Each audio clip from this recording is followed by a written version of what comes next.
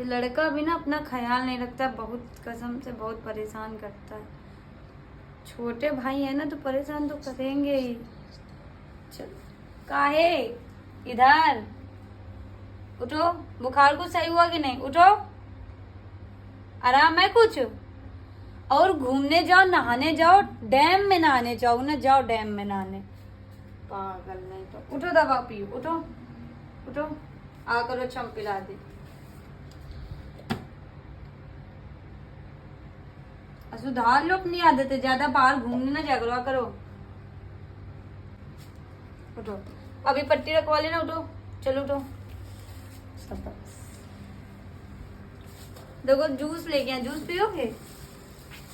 P low सही हो, सही पी लो। और आज के बाद कहीं घूमने नहीं जाना ना किसी दोस्त के साथ, इतना याद रखना। बहुत घूमने जाते ना दोस्तों के साथ, बिल्कुल दिमाग नहीं है ना।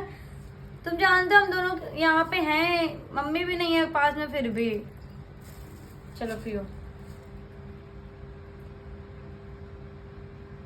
अब जाओगे दोस्तों के साथ घूमने? जाना नहीं, ठीक है, लेटो चलो। कुछ खाने का मन है?